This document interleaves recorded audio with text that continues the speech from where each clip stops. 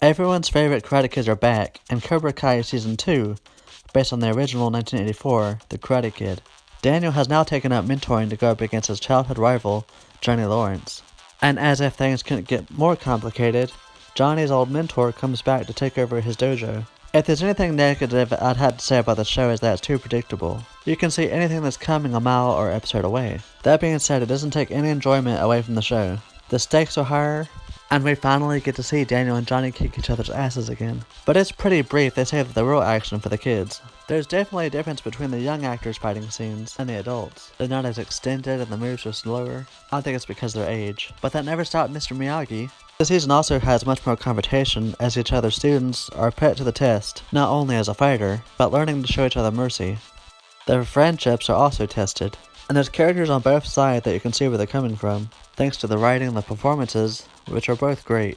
The choreography is bigger and better, but this round there's no tournament. Fighting takes place off the mat, and in schools, and even shopping malls, which also makes it much more exciting if you ask me. It also makes it more dangerous, resulting with dire consequences. And it also shows that fighting doesn't always resolve our disagreements. There's many more ways to get your point across, without relying on violence. The finale honestly got me on the edge of my seat, and in tears, due to those consequences. And even though the fighting is cool to watch and entertaining, I'm glad we were given a not so happy ending, because it shows the realism of what can occur when put in a situation.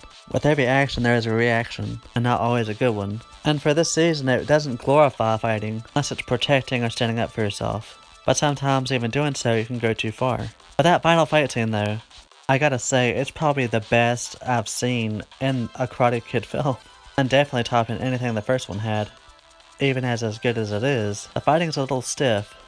If you're a fan of karate, and of course if you're a fan of The Karate Kid, you'll love this series just as much. Obviously there's plenty of fighting, you've got the original cast from the film, and like the first it's full of lessons, as is the series, with a lot of comedy throughout. With all these characters introduced there's always something going on, and the majority of the characters I really love, minus Hawk, or so he calls himself. I really hope that we can see him shift to being a better person again, because he's just become nothing more than a bully. I'm really anxious to see where this third season goes after the events of the second. I'm also excited to see Elizabeth Shue return as Allie, and how her character will come into play in all this. Normally I could pick a favorite season, normally it would be the first, but I actually like these two equally.